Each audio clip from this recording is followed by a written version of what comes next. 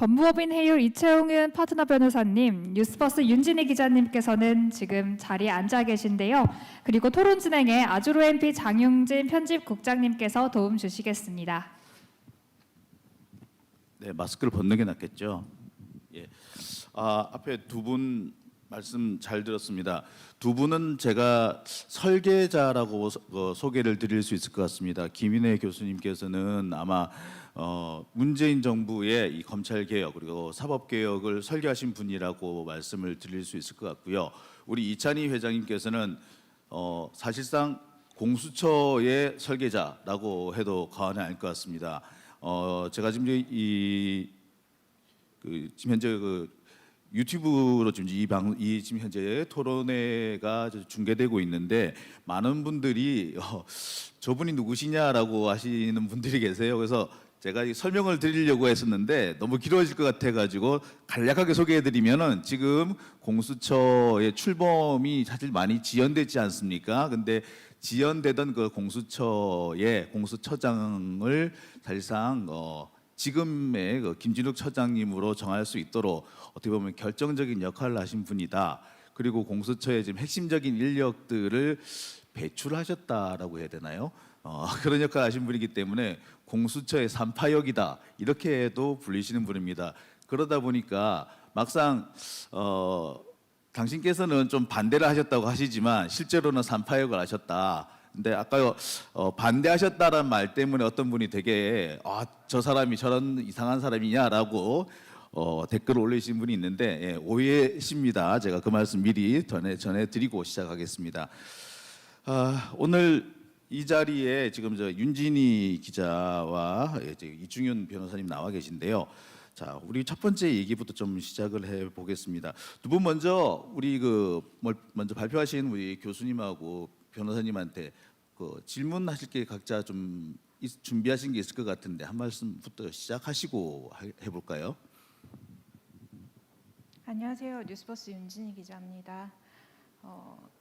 먼저 이런 가장 시의적절하고 이제 정권이 얼마 남지 않은 시기에 이 정권이 가장 공을 들였던 역점 사업인 검찰 개혁에 대해서 돌아볼 수 있는 그리고 되짚어보고 미래에 나아갈 길을 이렇게 한번 같이 머리를 맞대고 고민해 볼 수 있는 자리를 만들어서 또 이런 귀한 자리에 초대해 주신 점에 감사드립니다. 김인혜 교수님과 이찬희 변호사님 발표 잘 들었습니다. 김인혜 교수님은 제가 현장에서는 처음 뵙지만 검찰 개혁 관련해서는 10년 전부터 문헌으로 많이 또 연구를 하며 들여다보기도 했고 또 하시는 말씀을 제가 상당히 많은 권력 개혁 방안, 그러니까 검찰 개혁 방안 중에서도 제가 가장 동의를 하는 안을 제시해 주신 교수님이시고 그렇기 때문에 사실은 거의 대부분 하시는 말씀에 대해서 제가 동조를 하고 있기 때문에 별다로 따로 드릴 말씀은 없을 것 같습니다. 그리고 이찬희 회장님께서도 앞서 발표하신 부분에 대해서 현장에서 검찰들과 살을 부딪히면서 수사 현장에서 느끼는 부분이나 아니면 제도적인 것들에 대해서 잘 짚어주셔서 발표 아주 잘 들었고요. 그 부분에 대해서도 제가 따로 뭐라고 질문을 드리기보다는 이따가 조금 간략하게 제가 드리고 싶은 말씀 그 정도 정리해서 말씀 올리도록 하겠습니다. 감사합니다. 네.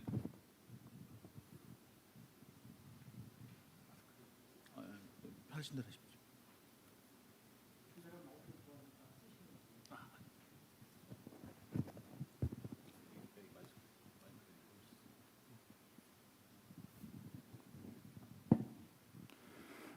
안녕하세요. 이충현 변호사입니다. 발표자인 이찬희 전 대한변협 회장님과 김인혜 교수님의 검찰 개혁과 관련된 총론을 풍부하게 설명해 주셔서 그 현황과 문제점을 파악하는 데 큰 도움이 되었습니다. 감사하게 생각합니다. 저는 제 나름대로 어떤 현재 검찰 개혁과 이런 부분에 대해서 조금 정리를 해보았는데요. 토론문을 봐주시면 감사하겠습니다. 참고로 제가 한국형사소송법학회 홍보이사를 맡고 있는데 학회장이신 정우석 교수님께 좀 많은 자문을 구하고 했음을 미리 밝힙니다.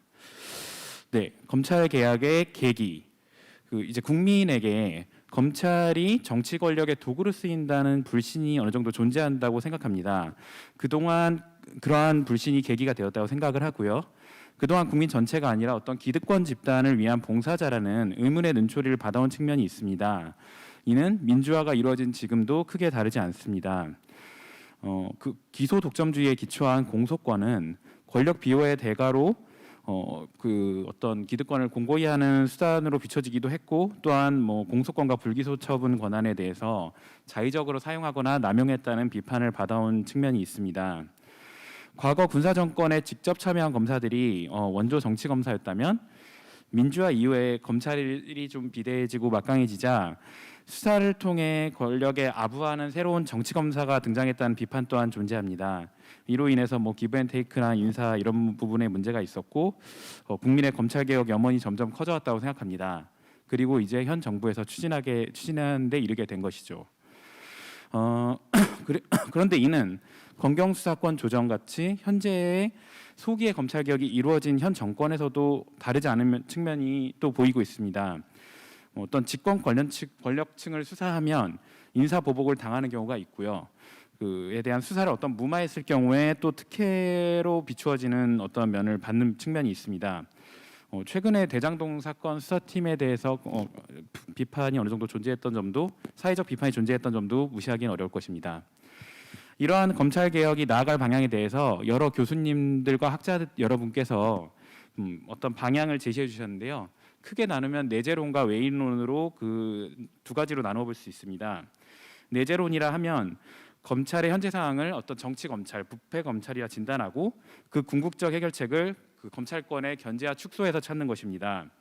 검찰의 문제는 권력의 집중, 위계화, 관료화 이런 것에 내재한 것이므로 개혁 방안 또한 검찰권을 축소하고 통제 견제함으로써 공수처를 도입한다던가 수사와 기소를 분리하고 수사권을 조정하는 등 여러 가지 방식으로 검찰 내재적인 문제를 통제해야 된다는 것입니다. 반면 외인론은 검찰의 본질적인 문제는 권력형 부패 사건이나 정치적 사건에서 어떤 이런 정치 검찰에서 인사 혜택을 받고 뭐 이런 측면에서 존재한다고 보기 때문에요. 그 궁극적인 해결책을 인사권자인 대통령 청와대로부터 분리시키고 정치적 독립성 그리고 중립성을 확보하는데 가장 중요한 주안점이 있다 이렇게 보는 견해입니다. 우리나라 검찰의 문제는 인사권자인 대통령이 검사의 인사를 좌지할 수 있는 인사제도 때문에 정치 검찰화가 발생한다는 의견이고요. 이로 인해서 독립성과 중립성을 확보하는 인사 시스템을 확보하는 것이 지상 최고의 과제이다. 검찰 개혁에 있어 지상 최선의 과제이다라는 것입니다.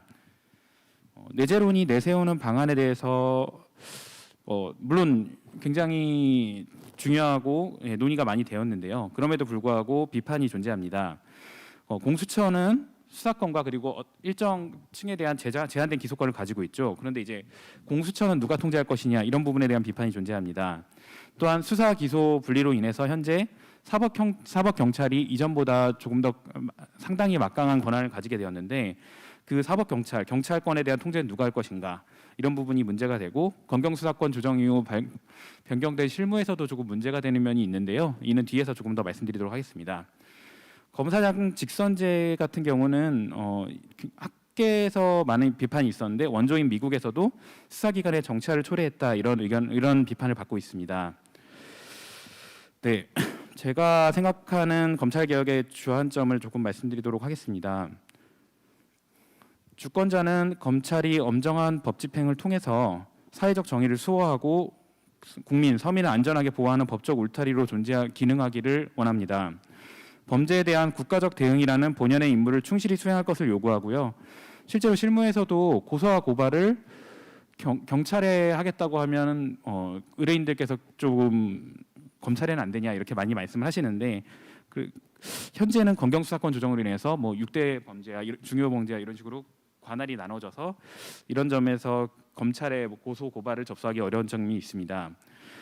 특히 과학기술의 급속한 발전으로 인해서 최첨단 범죄 너무 많죠. 해킹, 바이러스, 사이버 요즘에는 SNS를 이용해서도 많은 문제들이 있고요. 보이스피싱도 굉장히 다양하게 나타나고 있습니다. 이런 경우에 국민들은 준사법기관인 검찰의 뛰어난 인재들로부터 그 사건의 실체를 규명받고 싶어하고 이에 대한 판단을 받고 싶어합니다. 그를 통해서 국민의 재산과 안전을 지켜주기를 원하고 있습니다. 즉 국민은 행복의 최대화를 요구하는 것이 아니라 불행의 최소화에 중점을 두고 그 역할을 검찰이 해주기를 바라는 것입니다. 검찰을 바라보는 국민의 시각은 복합적입니다. 검찰 자체는 그러니까 어떤 거대 권력으로 보면서도 내가 어느 검사 안다 이렇게 또 자랑하기도 하죠. 뭐 조금 다르지만 개혁을 요구하면서도 다른 한편으로는 검찰권이 너무 위축되고 정치 권력 앞에서 권력의 신여가 되는 것을 원하지 않는다는 것입니다. 우리나라처럼 특히 학연, 혈연, 지연, 이념적 갈등이 첨예하게 대립하는 나라에서 갈등 조정의 능력을 상실한 검찰은 국민이 원하지 않는 것이죠. 네. 그래서 프랑스와 이탈리아 등 여러 사법 선진국들의 사례를 참고할 필요성이 있습니다. 이미 2차 대전 이후 최고 사법평의회 등을 만들어서 검찰 인사나 이런 부분에 대한 독립성을 확보하고 있고요. 저 또한 다른 많은 학자 여러분과 교수님들과 같이 검찰 개혁의 출발점은 인사제도의 개혁부터 출발해야 한다고 생각합니다. 검찰 개혁을 논하면서 한편으로는 인사권을 이용해서 검찰을 장악하려고 한다면 그러한 검찰 개혁을 정당화하기는 어려울 것입니다. 최근 법무부의 검찰 인사를 보면 정치 권력이 원하는 방향으로 검찰권을 행사한 검사는 발탁되고 영전한 측면이 있고 살아있는 권력에 칼을 겨눈 검사는 좌천되는 경향이 있었습니다. 네. 그래서 우리나라도 실질적 인사평가를 할 수 있는 별도의 중립적 기구가 필요하다고 생각합니다. 검사 인사를 실질적으로 심사하고 그 인사안을 재청거자인 법무부 장관이나 의견 개진권자인 검찰총장에 제출해서 특별한 하자나 이런 사정이 없으면 그 인사안을 토대로 검사 인사가 이루어져야 합니다. 현행 제도에 비추어 보면 검찰총장 후보 추천위원회나 검찰 인사위원회 같은 이미 법상 제도가 있는데요. 이러한 제도에서 법무부 장관의 영향력을 과반 이하로 줄여서 독립성과 중립성을 최소한으로 확보해야 될 필요성이 존재합니다. 네. 검경 수사권 조정 이후에 경찰의 불송치 결정권이 많이 시행이 되고 있는데 이 실무와 관련해서 학문적으로 생각해 볼 부분은 각각 검사 개개인이 처분 관청인 검찰과는 달리 경찰서의 경우에는 네. 곧 끝납니다. 예. 네, 경찰서장이 처분 관청이므로 이에 대해서 개별 경찰이 할 수 있는지 그 의문이 존재하고요. 네. 검경 수사권에 대해서 쓴 거는 여기서 좀 봐주시면 좋겠고요. 마지막에 제 실질적인 검찰 개혁이라고 써놓은 게 있는데 자백 사건에서도 구두 변론을 충실해야 한다. 이는 형사재판 측면에서의 검찰 개혁이자 사법 개혁이다. 이런 얘기를 담아봤고요. 그리고 그 다음에 실질적으로 국민에게 도움이 되고 변론권, 방어권 그리고 변호인의 조력을 받을 권리를 확보하는 방면에 대해서 이미 도입되고 있지만 전자소송 그리고 수사 공판 과정에서의 기록 증거, 진행 과정 통지 등 여러 가지 점에서 정보의 접근성을 피의자, 피고인, 변호인에게 접근성을 강화하고 그 비대칭성 제거를 위한 노력이 굉장히 중요하다고 생각합니다. 예, 이상입니다. 제가 감사합니다. 질문을 하나 드리게 보겠습니다. 대장동 수사가 지금 진행 중인데 어떤 분이 지금 인사상 혜택을 입으셨나요? 그런 취지는 아니었고요. 그 수사가 진행되는 측면에서의 얘기였습니다. 근데 지금 말씀을 취지를 그러면 그 부분에서 대장동 수사에서도 인사상 혜택을 입으신 분이 있다라고 말씀하셨거든요. 대장동 수사에 대해서 인사상 혜택을 받았다는 얘기는 아닌데요. 그다음에 네. 저는 그렇게 보거든요. 인사상 혜택이 있다라는 얘기는 뭘 말하냐면 그만큼 수사상 권한이 크다라는 의미와 같지 않습니까? 수사라든지 검사의 권한이 크기 때문에 그러니까 권력도 어쩔 수 없는 권력을 가진 자도 어쩔 수 없이 검사가 해야 하는 검사만이 할 수 있는 권한이 크기 때문에 그렇기 때문에 네가 이걸 해주면 내가 혜택을 줄게라고 할 수 있는 거 아닌가요? 저는 그렇기 때문에 인사제도의 개혁보다 먼저 시행되어야 하는 것은 검찰 권한의 대폭적인 축소가 먼저가 아닐까라는 생각이 일단 듭니다. 그다음에 또 한 가지 검찰이 그 검찰의 인사권을 독립을 시킨다라고 얘기를 하는데 검찰의 인사권을 누구로부터 독립을 시킨다라는 건지 모르겠으나 그 국민으로부터 독립을 시킨다라는 취지로 지금 들릴 우려도 꽤 큰 것처럼 보입니다.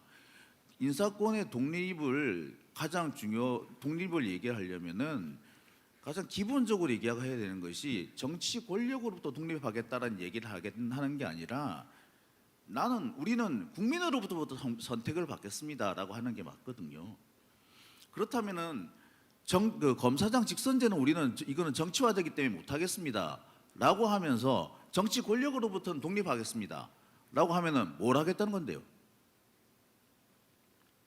그러면 결국엔 뭐가 되느냐? 몇몇 사람들 카르텔에 의한 검사권, 소위 말하는 법조 귀족이나 법조 카르텔에 의한 인사권 독점이 일어날 수도 있거든요. 그거야말로 심각한 문제 아닐까요? 네. 예를 들어서 프랑스 같은 경우에는 검찰이나 법관을 선임하기 위한 위원회가 존재하는데요. 그 위원회의 인적 구성에 있어서 청와대 내지는 법무부 장관이 과반수를 좌지우지할 수 없도록 되어 있거든요. 그래서 좀 여러 분야에서 위원을 다양하게 선출해서 그들의 합의점을 도출함으로써 인사를 할 수 있도록 되어 있고요. 저는 그런 취지의 인사적 중립성, 독립성을 말씀드린 것이지, 뭐 다른 의미는 아니었습니다. 네. 윤진희 기자님. 네, 무섭네요. 사회자가 이렇게 옛날 버릇이 나와가지고 죄송합니다. 적극적으로 토론에 나서는 토론도 난생 처음이라 잠깐 무서움을 느꼈습니다. 자, 아까 드리려고 했던 말씀 먼저 드릴게요. 김은혜 교수님 검찰개혁 방안 계속 유심히 지켜봐왔다고 말씀을 드렸는데 이 검찰개혁 방안 제시되고 있는 검찰개혁 방안 중에서는 가장 선명했던 것으로 저는 생각하고 기억하고 있습니다. 아마 김 교수님께서 제안했던 방식이 관철이 됐다면 지금의 양상과는 조금 더 많이 달랐지 않았을까 그런 생각을 합니다. 완벽한 수사 기소의 분리나 아니면 법원의 사법 통제 강화 같은 게 저 개인적으로는 검찰 개혁에 제일 적합한 방안이 아니었을까라고 생각을 하는데 한 가지 아쉬운 부분은 이 문재인 정권에서 검찰 개혁을 하면서 특수수사를 검찰에 남겨두었기 때문에 발생했던 많은 여러 파열음들이 있어서 그런 부분 때문에 그런 부분에 대해서 아쉬움이 좀 남고 그런 취지에서 김 교수님께서 제안하셨던 검찰 개혁 방안에 전적으로 동조한다라는 말씀을 드렸던 겁니다. 검찰 개혁 왜 사람들이 하자고 했을까요? 가장 근본적인 이유는 검찰이 공정해 보이지 않았기 때문이라고 생각을 합니다. 공정성이라는 외관을 형성하지 못했기 때문에 검찰을 개혁한다라는 요구가 굉장히 강했다라고 생각을 하는데요. 요즘에 무슨 여론 형성되는데 확증 편향 등의 얘기가 나오면서 자기가 원하는 정보만 소비하고 자기 생각을 한쪽으로 굳혀간다 이런 현상이 발생하고 있다라고 해도 여전히 검찰에 대해서는 반대편에서 비판하는 여론이 계속되고 있습니다. 왜 그럴까요? 공정해 보이지 않기 때문입니다. 어느 쪽에서 봐도 공정해 보이지 않는 검찰이 현재의 검찰입니다. 그렇다면 제도적으로 많은 것들을 법적으로 불가역적이라고 하기는 어렵겠습니다만 그래도 제도적 발판을 마련해 뒀다. 그 다음에 검찰이 어떤 식으로 더 이렇게 공정한 외곽을 갖출 수 있을까라고 생각을 해본다면 역시 아까 김 교수님 말씀해주신 수사 절차법, 법원이 물론 요즘에는 영장 발부 여부나 재판 결과에 대해서도 여론 조성이 좀 활성화되다 보니까 많은 평가가 있긴 하지만 그래도 법원이 공정이라는 외관을 형성할 수 있는 방법 그리고 법원이 정말 이거는 너무 지나치지 않을까라는 정도로 형식주의 내지는 어떤 절차, 듀 프로세스에 천착하는 이유가 바로 공정한 외관을 형성하기 위해서라고 저는 생각을 합니다. 그렇다면 수사도 마찬가지로 그 절차나 등등에 있어서 공정한 외관을 형성할 수 있는 제도적 틀이 마련이 된다라면 이런 검찰에 대한 공정성 비판이나 이런 것들이 조금 사그러들지 않을까라고 개인적으로 생각을 해봤습니다. 오늘 주제가 검찰개혁과 헌법적 한계잖아요. 또 헌법적인 부분에 대해서 짚지 않을 수가 없겠습니다. 이게 뭐 이제 힘을 나눠주고 경찰한테 권력을 분산시켜주고 이런 얘기를 하는데 가장 큰 문제는 이거라고 생각합니다. 경찰의 역량 부족을 탓하는 얘기들이 여기저기서 아우성처럼 들려오고 있습니다. 자기가 실제 사건의 피해자가 되거나 이래서 경찰에 가게 되면 옛날에 검찰에서 직접 수사를 해서 처리했던 것보다 상당히 절차가 번거로워지고 몇 단계의 절차를 더 거쳐야 되는 건 사실이니까요. 근데 이런 생각도 해봤습니다. 그러면 이 개혁이라는 단계를 나가기 위해서 국민들의 형사 피해로부터 구제받을 수 있는 기본권이라는 게 어느 정도까지 제한되는 거를 감내하고 수인할 수 있을까? 이 부분에 대해서는 뭐 생각이 각자 다르실 수도 있을 것 같은데 저는 그 원인 중에 하나도 그러니까 우리나라는 5년 단임제 대통령제를 택하고 있고 대통령의 권한이 재앙적이라는 표현을 할 정도로 막강한 영향력을 행사하고 있는데 제도가 안착될 틈이 없이 좀 휙휙 바꿔버리는 그런 경향들이 있어서 이렇게 장기간 약간 어떻게 보면 실험적으로 추진하고 지속적으로 힘을 실어서 가야 하는 부분들에 대한 급격한 변동 이런 것들이 있을 수 있기 때문에 그것 또한 개혁에 방해가 되는 게 아닐까라고 생각을 합니다. 마지막으로 공수처의 얘기 안 할 수 없죠. 공수처가 원래 그런 지금의 목적이라기보다는 어쩌하다 보니 검찰개혁의 일환으로 공수처가 설치되는 모양새가 됐습니다. 우리나라에서는. 그런데 지금 공수처에 대해서 출범은 했고 디딤돌은 마련했지만 현 단계에 대해서 평가를 한다면 냉정하게 저는 실패라고 얘기하고 싶습니다. 이유는 공수처는 항상 공수처의 대안으로 거론돼 왔던 게 특별검사 제도였죠. 공수처가 없기 때문에 특검을 도입해야 된다는 얘기가 나왔는데 대장동 사건 등의 얘기가 나오니까 다시 특검 얘기가 나오지 않습니까? 정치 공세일 수도 있겠지만 특별검사 얘기가 다시 나온다는 건 공수처가 있음에도 존재함에도 불구하고 제대로 된 역할을 하지 못하고 있다는 어떤 냉정한 평가의 반영일 수도 있다라고 생각을 합니다.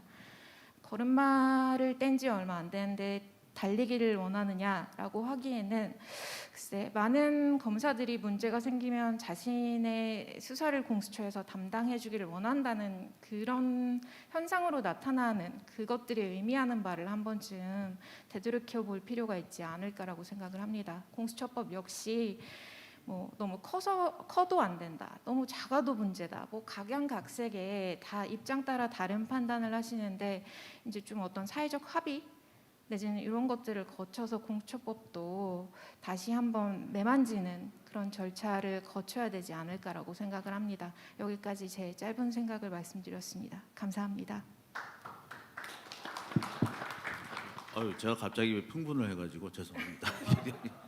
근데 저는 사실 오늘 꼭 제가 드리고 싶었던 게 제가 계속 이 취재도 하고 이제 공부도 하면서 꼭 제가 이 사법개혁에서 포함되어야 한다라고 생각하는 부분이 재정신청 제도라고 보거든요. 이게 재정신청이 좀 확대되어야 한다. 검찰개혁을 하려면 정말 중요한 것은 재정신청 제도라고 생각하고 기소독점 제도를 어떻게 보자면은 깰 수 있는 게 정말 중요한 거는 재정신청 제도라고 생각하는데 아직까지 이쪽 부분에 대해서는 많은 논의가 진행되고 있지 않다라는 점 그리고 어떻게 보면은 관심도 적다라는 게 좀 아쉽다라는 생각이 듭니다. 그런 면에서 우리 교수님께서 그 점을 지적해 주신 부분 제가 너무나 반가웠다라는 말씀 꼭 드리고 싶습니다. 앞으로 이쪽 부분에 대해서 계속 좀 많이 발표해 주시기 바랍니다. 예. 많이 이제 진행이 된 것 같은데 그러면 일단 첫 번째 세션은 이걸로 마치도록 하겠습니다. 감사합니다.